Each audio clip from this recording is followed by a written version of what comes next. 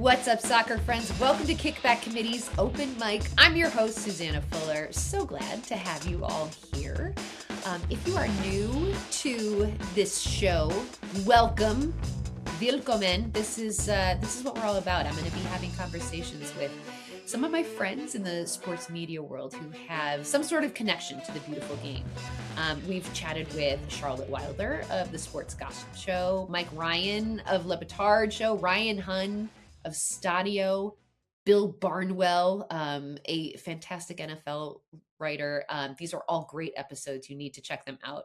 But basically, I talk to folks about kind of their sports journeys and explore the soccer through lines within those journeys, and we just have a lot of fun while doing it. As a reminder, Open Mic is just one of the podcasts that fall under our Kickback Soccer Media umbrella. We've got Soccer Wise. That is a must for any MLS, NWSL, or US soccer fan. We've got First Touch Weekly, dedicated to bringing you the biggest stories surrounding the World Cup. And of course, Kickback Committee, hosted by me, yours truly, featuring an incredible lineup of soccer voices, offering all kinds of insight and commentary. So make sure you download and subscribe to all of those podcasts. Follow us on the socials. And you can now find us on SiriusXM. You can search for us on the SiriusXM app or catch us on select days on SiriusXM FC 157.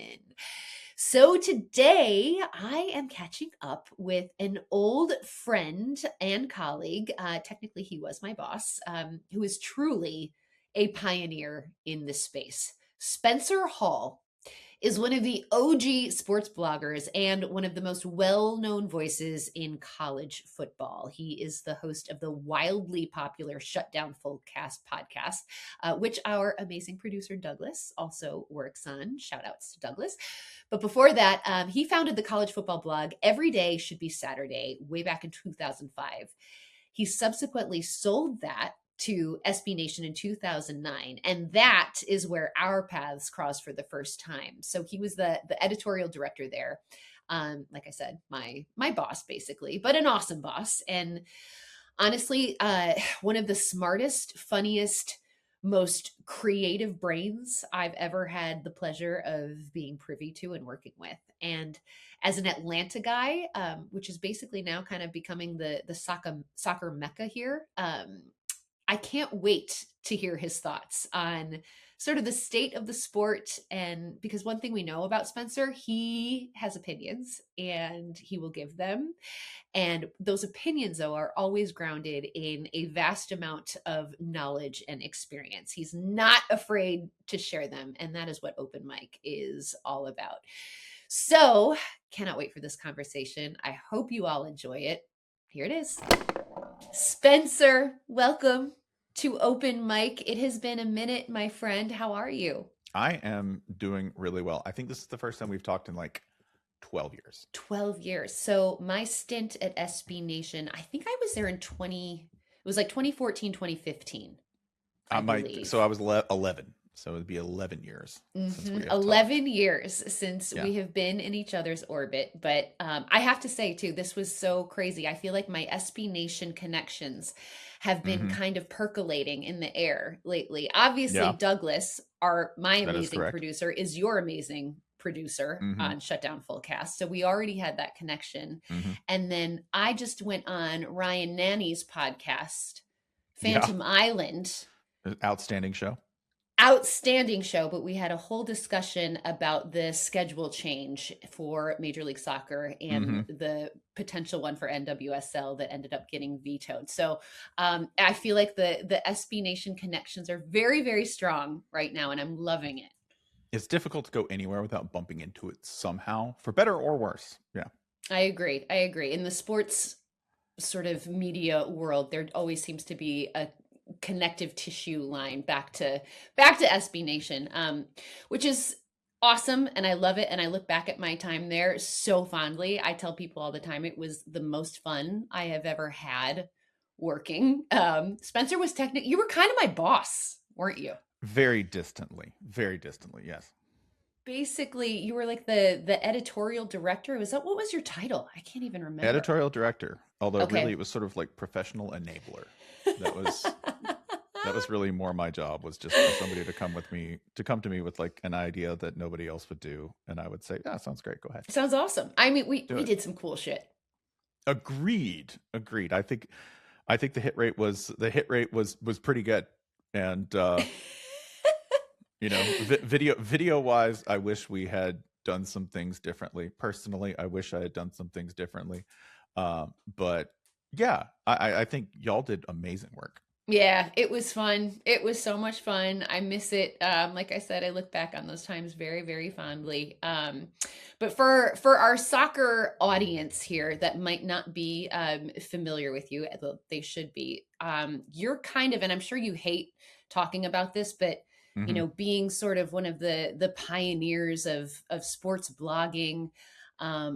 When you started Every Day Should Be Saturday back in 2005, which you then subsequently sold to SB Nation. I mean, it was such a kind of unexplored territory at the time, and I can't even imagine how you have seen this space evolve over the course of your participation. But when you kind of think back on like the early days of starting that amazing college football blog, like what are some of the things that make you feel nostalgic or like just like kind of hit you in the good feels?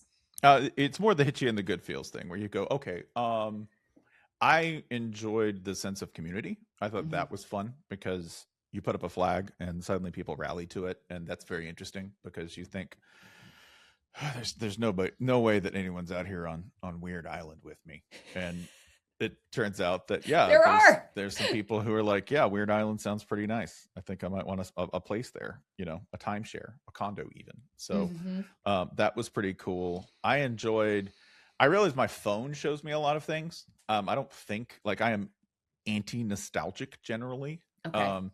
So I try not to do that, but my phone insists on trying that anyway, because I have, when you have your phone visual aid incoming, it shows you the time, and it shows you a picture, right? Yep. And it shows you things that, like this is Mongolia, right? Which I did a story on for our website, Channel 6, the newsletter, which you can subscribe to at channel-6.ghost.io for just $10 a month. Sometimes it will show me something I did, or I'll be like, well, where was that from? And I'll be like, oh, that was when I went to see Galatasaray and Fenerbahce in Istanbul. And look at you dropping the Turkish soccer knowledge.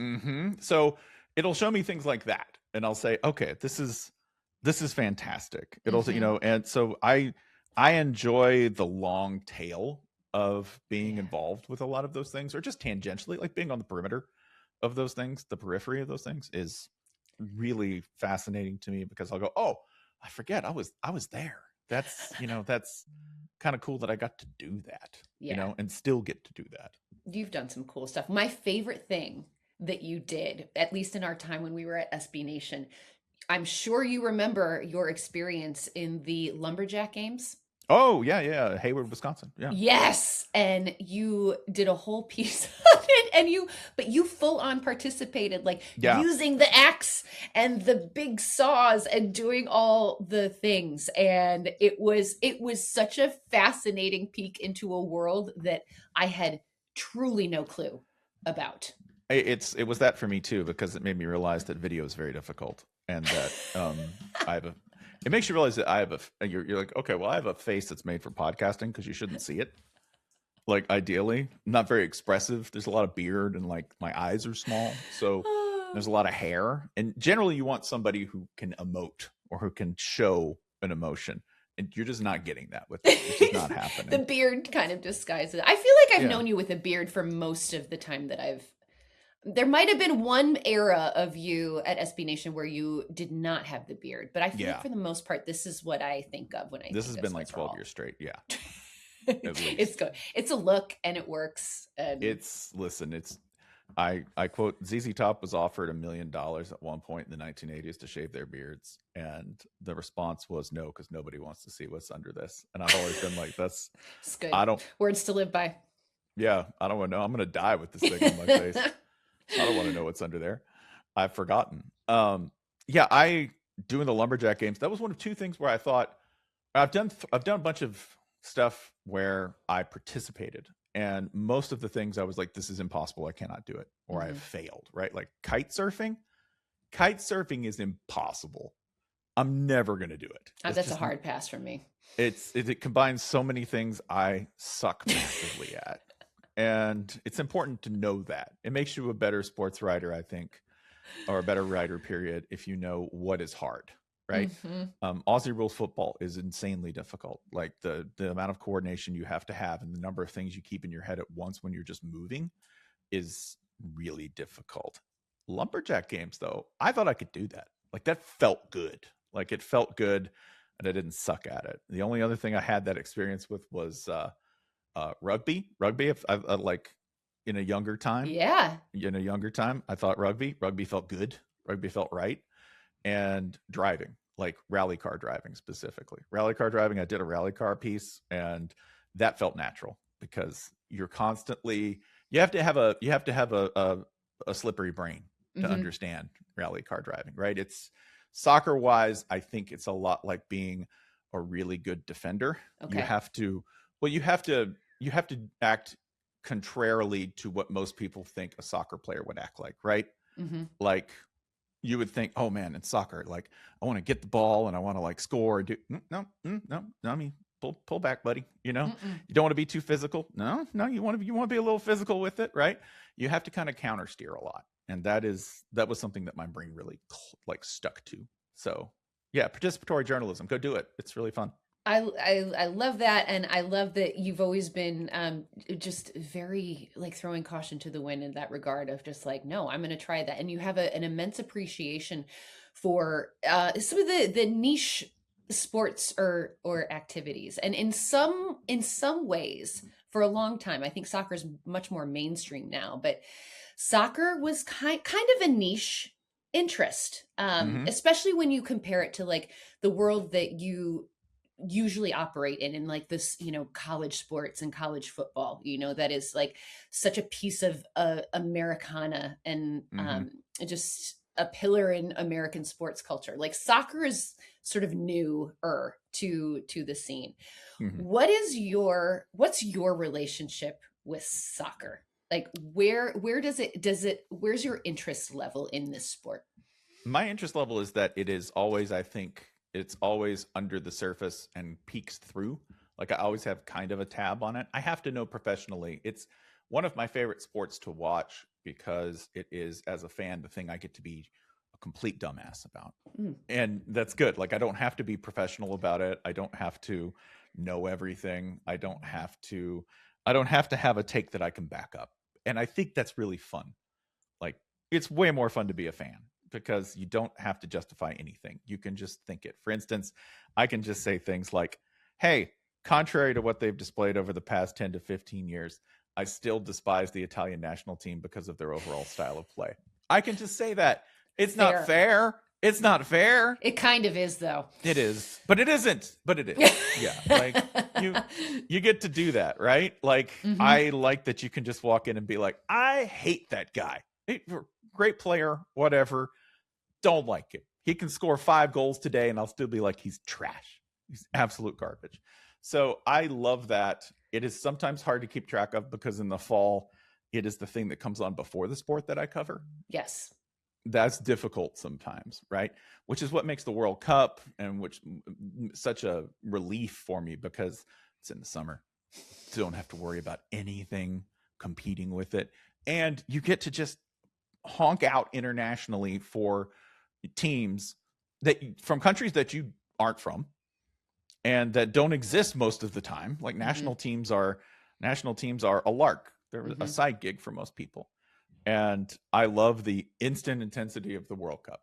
It's such a special, I mean, obviously like working in the soccer space, it's what we work towards every 4 years, every 2 years with the Women's World Cup as well.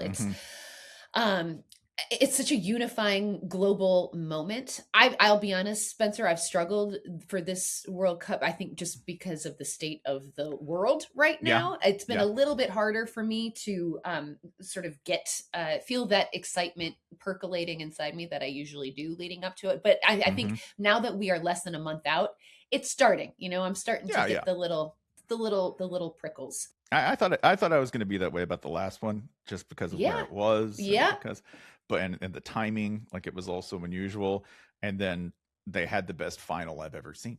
Mhm. You just, Epic. yeah, like And it was in the winter, like it felt weird, like it was like, well, this it felt very unfamiliar and strange, but the soccer, the actual sport, is the thing that made it what it was. And like you said, it was probably the best final that we've ever seen. In terms of next month's 2026 World Cup on home soil in North America, what is your overall excitement level for the tournament? it's still not there. Yeah. It'll get there. Like I will get suckered, just like I always do. I Yeah. know that's going to happen. It's just a matter of time, and it's a matter of immediacy. I will focus on 8 other things, and then suddenly there will be some obscure match in group play that goes down to the wire, or somebody needing to advance off of like a goal, right? And it'll make sense again. Like it'll all totally make sense. Mm-hmm. And that's just the way it Mm-hmm. always works with it. So I am I am extremely, extremely aware of exactly how suckered I will be. Because the thing that always works about the World Cup is Okay. the game, right? The game always works. FIFA's Mm-hmm. awful, right? So many of the You're organizations are awful. The country that wants to take credit for it right now has the worst government of my lifetime, yeah. and is so difficult to root for. And I will still get pulled into it, because the best thing about the tourney is always the sport itself. It's the thing that works in spite of itself. Mm-hmm. Yeah, you're 100% on the money, and in some ways, it's like, okay, it's the beautiful game, it's the Mm-hmm. great unifier, and I have a feeling that's exactly what's going to happen this year, but it just feels this one feels a little different. But like I said, I'm starting to get that feeling of excitement again. How do you like watching World Cup matches? Like, how do you consume it? Is it something where, do you like going to a bar in Atlanta? Do you like being at home? Do you like watching with friends? Like, what does that look like? Oh, I like going to a bar. That's Yeah. I enjoy being told how to feel.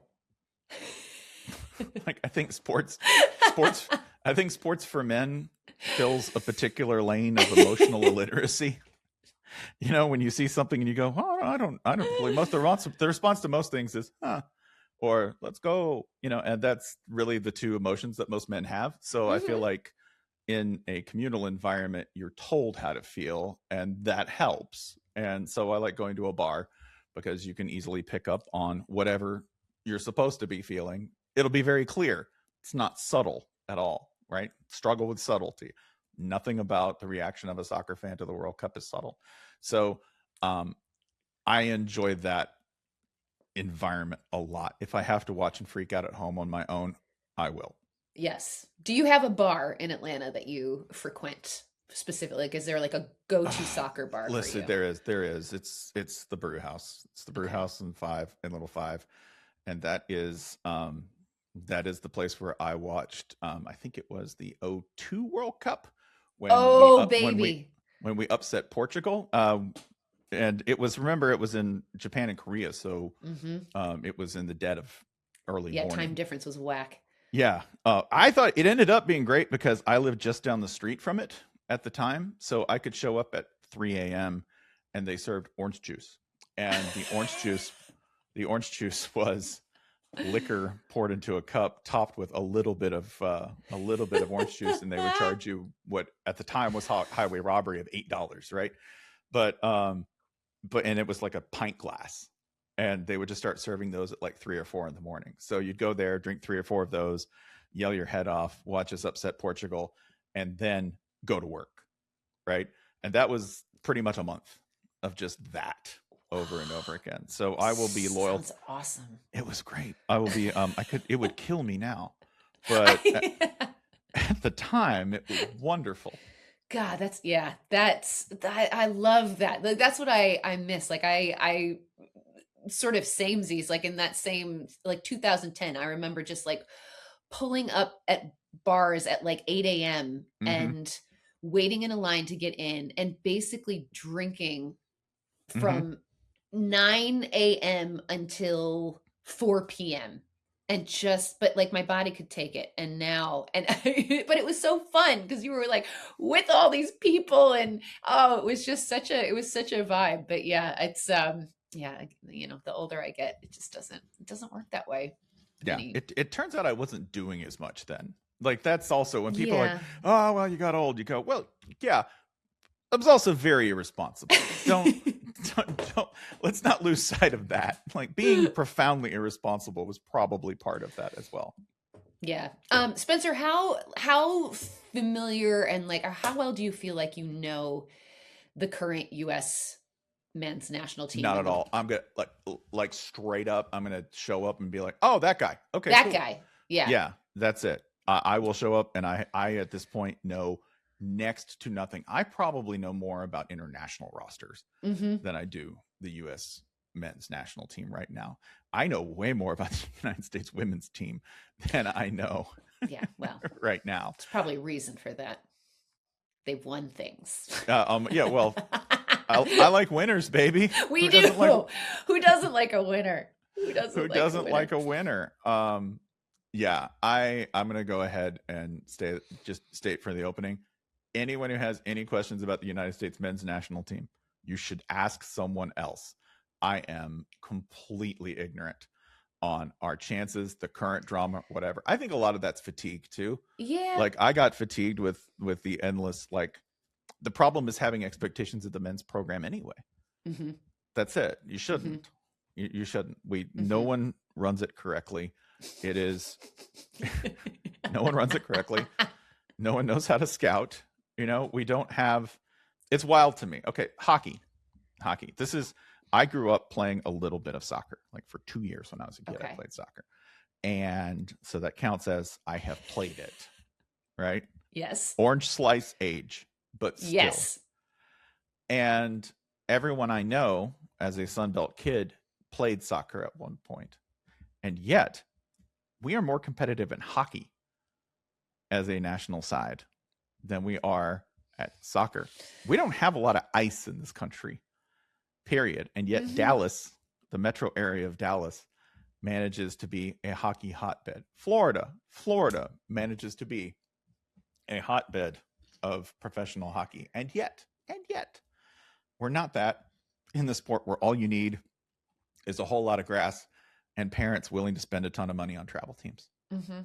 Do not understand it. It's the eternal question that we have, Spencer, is like, why? Like, what is preventing this country from being a soccer powerhouse? Because I'm serious. Like, we talk about this we exhaust it on these podcasts and in our group chats. Like, it's puzzling. So I'm curious, from like a person who doesn't necessarily come at this through a soccer lens, like if you had to say, like, this is the problem, what would it be? We don't have a socialist party in this country. That is my thing. Every single country that is great at soccer has at least an era of a proud, strong socialist tradition. That is my whack, insanely literally left field theory on this. But it's a cooperative sport, and it's one that requires immense sacrifice without the obvious glory of physical violence. We're very good at sports where you have to sacrifice yourself valiantly. For instance, football, literally frying your brain playing this sport. And yet there are people who will never touch the ball, who will destroy themselves in the name of glory. And yet, in soccer, we struggle. And I think it's because we haven't gotten a real handle as a young country on socialism. Like, even Brazil's had that at times, right? So I think that's it. I think we need a strong socialist party. I think, and a strong socialist movement in the United States. There you go. And that is my absolutely bonkers theory on why we're not better. I love it. Our CEO, John Parker, will absolutely love this answer. Again, it's not the sport where I have to make sense. It's great. I can just crackpot the entire sport, and it's so satisfying. I love this. This is great. No, I feel like I'm learning things because it's so, you know what it's like when you cover one sport, you kind of get like blinders and you're just living in this like fishbowl. Yeah. And so it's great. Like, I love hearing outside opinions, and it's like, oh, actually, that does make a whole lot of sense. How do you think? So, okay. 1994, right? Last time the States hosted a World Cup. Do you have any memories of 94 in particular? I remember Colombia and really being excited for the Colombian National Team. Yeah. That did not go well. No, it did not. No, it did not. So I'm trying, maybe that's why I'm like, hey, when you ask me who I'm going to root for in this World Cup, I want you to extend the provision that the first country that I was really excited about was Colombia in 94. And for the very technical reason of they had Carlos Valderrama. Valderrama had cool hair, right? And icon, right? But yeah, I do remember Baggio blowing the PK over the net. And I hope that if you're an Italian fan, I hope that hurt you when I said it. I do, because that's what should happen to you every World Cup. All of them. Was that the same? Was that the year he had the rat tail? Oh yeah. Full rat tail. I remember, this is how you know I was young and foolish. I was like, yeah, man, Alexi Lala seems cool. Oh, jeez. To be young. Oh, boy. To be young and naive. Oh, boy. Yeah. Oh, boy. I know. Times they have changed, huh? Yeah. The lesson is don't fall for a haircut. Don't fall for a haircut. I know, and I'm a sucker for soccer hair, so I can get easily swayed. 94 is like peak. Although this was, again, it's always a learning experience. 94 and 98, those were my times when I came away, and what I learned was that excellence is probably overrated in terms of emotional payoff when you're following a team or a sport, because the team that I fell in love with was Nigeria. Oh my God. Just the kids and shooting from like 30 yards out and just did not care. Just erratic, all over the place, wild play. Yeah. Like any World Cup where Nigeria's in, they're like my heart. That's it. Like number one, absolute Nigeria forever. And they didn't qualify for. They didn't qualify. Like in truth. It's really sad. And that made me love them more. I'm like, next time. I love it. Yeah. Well, okay. Like, will you be cheering for the U.S. in this World Cup? Of course. Of course. Like, I don't overthink it. No, like, of course. If I don't cheer for the U.S., I let them have it. And I'm not going to let them have that. I like it. I'm not. Like, that's like my heels are dug in on that, right? Loving this. So if you had a second team, is it still Colombia? Always. Oh my God. It's like the Colombia, Nigeria. I will always root for them when it comes to the World Cup, especially because Colombia's my second team, by the way. They're just fun. Vibes. They're so fun. I have like a general tier of who I'm going to root for. And I think it typically goes, I'll give some South American teams preference, but you got to be cool. Yeah. Right? Like Argentina, you're great. That is a legitimately great soccer nation. You've produced two super Golazo like type the best players that ever have played the game. At least two, right? Of the best players who ever played the game. And I just don't, it's not compelling. It's not, like, the players are compelling and the game is compelling. But as far as a pull, it's kind of a hard pull for me. Brazil, I get it. Easy pull. Oh, I know. Favorites for the better part of 30 years, 40 years, depending on how you count it, right? Not as successful recently, but have you seen how they do things? Oh, yeah, like, yeah. How could you not? Colombia, even more so, because you have a bigger underdog chip. It's right? Yeah, 100%. But I feel like I kind of put Uruguay in that category as well. There's something there. Like, they could They can show up. They've got enough talent where like they can really cause problems. Yeah. I think the team, like a Brazil is so like, they're so entertaining for so many reasons, but like as good as they can be, like I feel like they are emotionally like just all over the place. And so like Same. if something starts to Yeah. go wrong, like it can implode Yeah. Like so drastically. There are teams, like there's different factors. Sometimes you root for fans. Like I do. Sometimes you just see a fan culture and you go, hey. The Japanese fans are unbelievable. They're cleaning up after matches. I've been down for Japan ever since stories of the World Cup in Japan, where Irish fans just showed up on trains, and if you were unaffiliated and had a ticket, they'd look at you and be like, "Are you going to the game?" And like somebody go, "Yeah," and they're like, "Well, who are you pulling for?" Right? Like, who's your? They point to the shirt and be like, "Who are you pulling for?" And they're like, I don't know," and they'd be like, "You're Irish today." And the Japanese fans who got that, they'd show them in the stands. Oh, and they showed them in the stands, painted green, like. Yeah, like 100, incredible, like, all in. And I was like, these people get it. That's exactly how to do it. So like, it's beautiful. Sometimes you root for fan culture. Sometimes a team, just the way they play, can sort of pick up and become, you know, really charismatic all at once. You know, like a team could just round in a form, and you go, oh man, that is such a cool team. Like Chile, when Chile was playing this like sort of bucket of minnows formation a couple of World Cups ago. I think it was maybe 14. Anyway, when a team plays something weird and they are super aggressive or quirky, I really start to like them as well.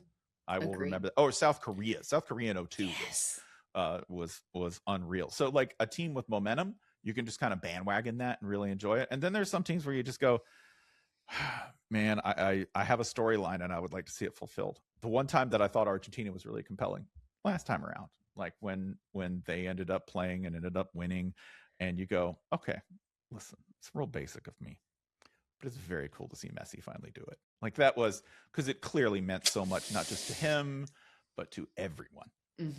I got emotional, and I didn't think I would, but like I got very, very emotional watching Messi win. I did. I was oh man, I know. I think you should let him cheat on his taxes for the rest of his life. just let him go. Oh, free Messi. Oh, God. Argentina should just wipe the slate clean. Spain should just let it go. Yeah. Oh, my God. Well, on that note, speaking of Messi, obviously, him coming to Major League Soccer and playing soccer here ignited the soccer scene in this country massively when it happened. And I don't know that we've done the best of sort of harnessing the power of Messi in North America, certainly with Major League Soccer. But one of the things in my career covering Major League Soccer, Atlanta was one of the cities that absolutely took me by surprise, because when Atlanta United was announced, I remember I hosted their first official kit unveiling at the Tabernacle. Like it was such a cool event. And the amount of supporters that showed up, I was like, wait, there's like, I don't know what I was expecting, but it wasn't that. And then going to their first match at Babidad. Yeah. Not even their current home. Not even at the Benz. Yeah. It was insane. Like I couldn't believe like how well baked the fan culture and supporter culture already was in Atlanta. Yeah. So as an Atlanta guy, why is Atlanta such a soccer city? And why did it go under the radar? I don't think for anyone who will go to the brew house on an EPL weekend, it is not under the radar. You know, like it is very obvious that there is a hardcore soccer community here, but everyone grows up playing it. And I think that's one sort of point of access, is that it is the most open access sport in this region. Baseball is highly competitive. Baseball is not diverse here. Baseball is an exclusionary sport by budget alone. And travel soccer can be that as well, but it is still more open at the margins than baseball. Football becomes participation rates in football have fallen due to people being concerned about head trauma at increasingly younger ages, and also, dude, you get hit, and you either like that or you don't. And the competition here can be so fierce that in both football and basketball, you get priced out physically very quickly. Yeah.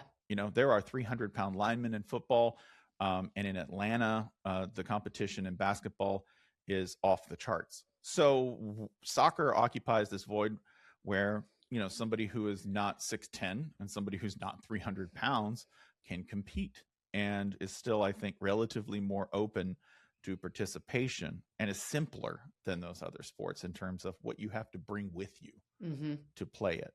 But I don't even think that's why it's so successful here. I think it's so successful because this city, like most cities, is an attractor for an entire region's worth of talent, right? Who doesn't want to stay in their small town or in their exurb and wants to come to something like a city. And one important element of that is what team you're going to root for. Okay, well, it's not going to be the Falcons.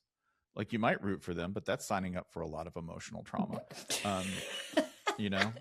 You might root for the Braves, but that's a lot of games. And it's a commitment.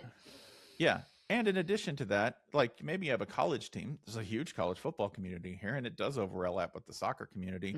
But when it does, it's never quite at the same time. Yeah. So you can book it. Even in the fall, just wake up, cook your eggs, have some coffee, watch a game, watch an EPL game, and then roll right into college game day. So it occupied the right time on the calendar. It occupied the right open niche for fans, the right open market. And demographically, right, there's a lot of guys who look like me, a lot of guys who are like soccer friendly, soccer compatible, who wanted something to root for. And they're still our only other winner besides the Braves. They're still our only other title holder. Yeah. Yeah. 2018, was it 2018 that they won? Yeah. Did you, are you an Atlanta United fan? Like, would you consider yourself a fan? I am a fan. I am not a good fan. Okay, that's fair. Yeah, I am a absolute bandwagoner. If they're good, I will pop up, and if they're bad, I will remember I have a job. So again, I don't have to be consistent or like smart about the sport. And I have to tell you, it's a lot of fun. It's immensely fun, right? I agree. Like, I gotta watch every Florida Gators game. That's not fun. That's work. That sucks. Yeah. That sucks. I don't have to watch every Atlanta United fan, which is why I love them. It's fun. Have you been to games then? Yes, I have. I was at the championship. You were at that yeah. Against Portland. I remember it well. Yeah. Screw them. We won. They didn't. Too bad. You did. That was, I mean, what a team you guys had. Because we're a better city. That's really why. That's better city and better people. Again, there you go. This is great. You can say whatever you want. I can be ignorant as hell about this. That's great. This is great. Portland's awesome. By the way. No, Portland is great. It's a great soccer town, but but I love us more. Exactly. Well, it's funny because Atlanta's kind of becoming like the soccer capital here. You think about US soccer is now like, that is their home base. They are building, Arthur Blank is building this insane training facility. Yeah. That's the headquarters now. And also Atlanta is a host city for this 2026 World Cup. So it feels like, I mean, the Pacific Northwest, I feel like used to be kind of like, they held that title of sort of the soccer capital. And now I think it is completely shifted to the Southeast. Feels like it. Yeah, it is. I mean, ample cheap real estate, is still a massive ally, as is Flights Daily.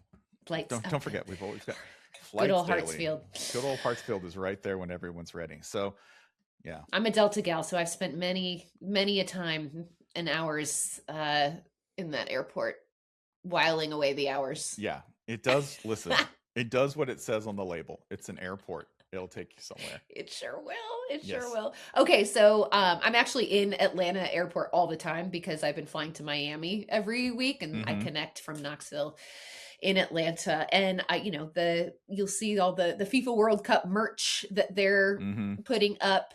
the signage. How do you feel Atlanta is prepared, I guess, for the global soccer community to potentially arrive there? How will it fare as a host city?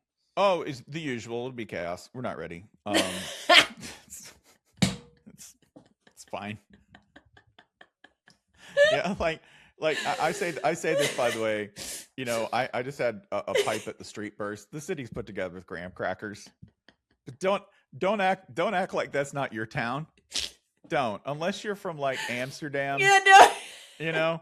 Everything's a disaster. Yeah, if you're from Copenhagen and you're like, this place is a mess, I'm like, right? Yeah, like this is compared to my city, and I'm like, well, where are you from? But if you come here, right, and you're from, say, oh boy, let's get in trouble. I'm going to pick a real chaos.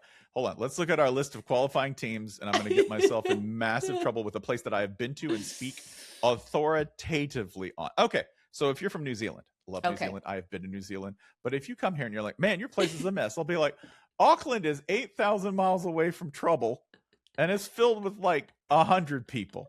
I know. It's more than 100 people there. There's at least 500 people. Right? When they're like, oh, it's so chaotic. Yeah. Do you know why we're here? Do you know why the city exists at all?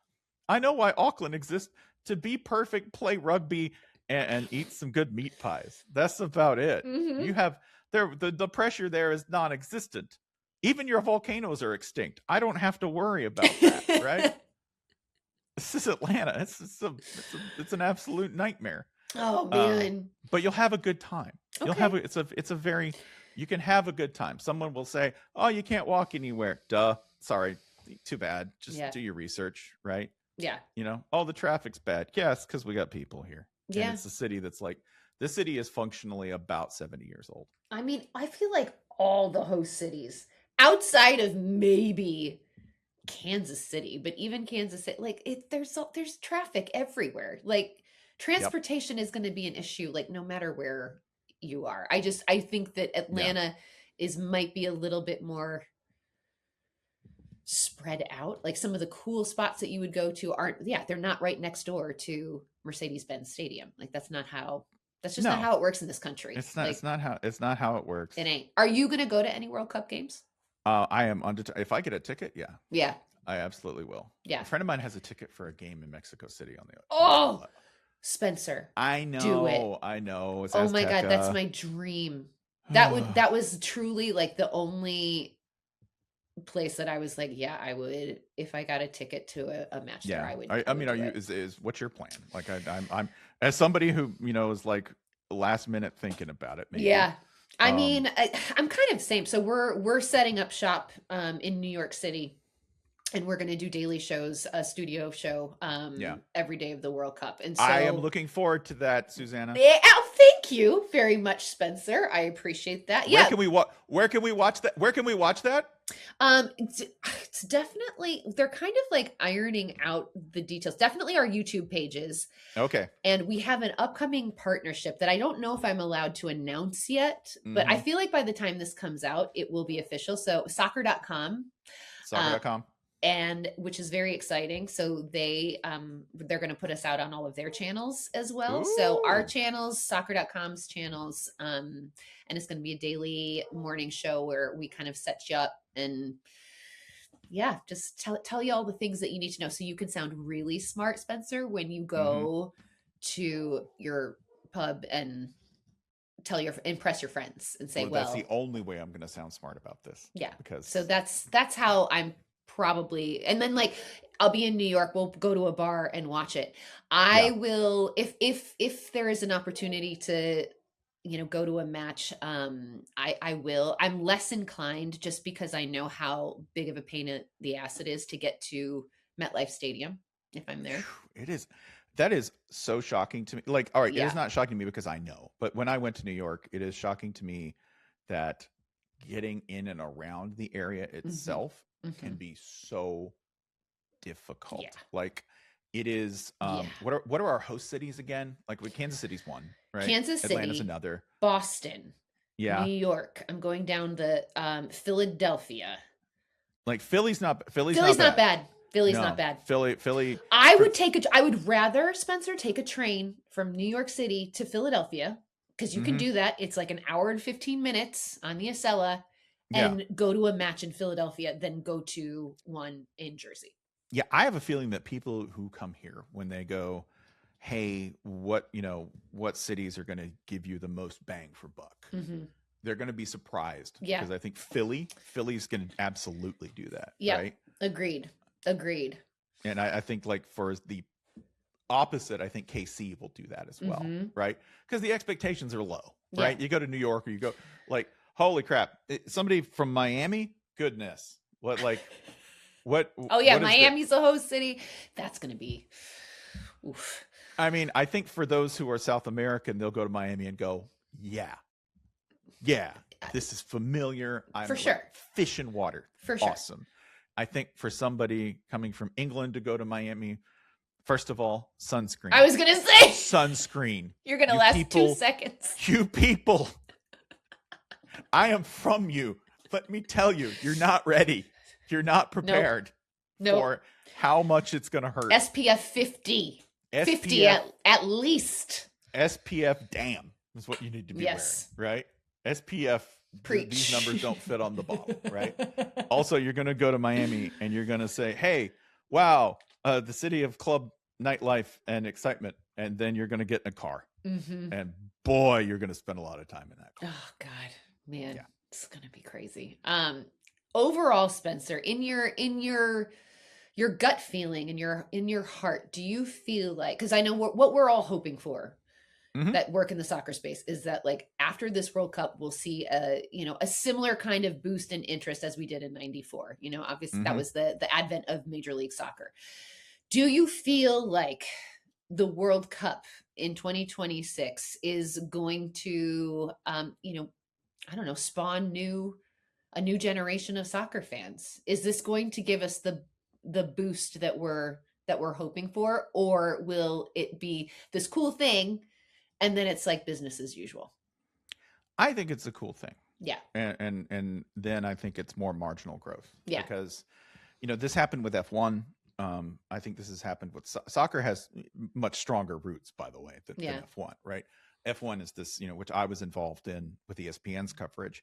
It was very much, oh, this exists, pile a bunch of stuff into it. And then you discover, okay, we're here, right? For those listening, I'm putting my hand about halfway up on the screen, right? And then we've got this big initial jump. It's like when you start working out, right? You're like, oh, my numbers went up, right? Like I can lift. And then at one point, you begin not gaining by 10s or 20s. You go, okay, we gain by 1, 2, 3, 4, 5. I think it's a more incremental gain than you'll see. There will be people. It's very hard for me to speak on that, because the person you should really ask is like a 10-year-old. You should really ask like a 10-year-old and go, okay, hey, is this interesting to you? Yeah. You should ask like a 15-year-old. Okay, is this something that actually? It's a great is this idea. something where you go, do you want to watch this? Do you want to go and see this? And I think that can be cool, because I going back, we can close the loop here. Going back '94, it was awesome to see players that I had only read about. And I think it will be cool for a certain young generation of fans to see a player in person and say, that really, like, makes it tangible to you. You go, oh, that's a dude. And I saw him make a pass. I didn't see him score a goal, but I saw him make a pass that just, you got it. Because they do, like, in person, you can't convey it. Kylian Mbappe in person, just, I know he looks different than he does on TV, and that in itself is special enough, I think, to say that it's a good thing that's going to have a little bit of a long trail. And that's really the way people running soccer need to think. As you go, I need to think 20 years down the road. I need to think 30 years down the road. Not, hey, we had the biggest event in the world. Well, yeah, it's already the biggest event. You can't do anything to change that, right? You kind of just manage its reflected warmth and do it well. I just got goosebumps. Spencer, it's like you write for a living or something. Gotcha. You're really good with words. Has anyone ever told you? Like I said, face for podcast on the internet. That's what we're here for, baby. That was beautiful.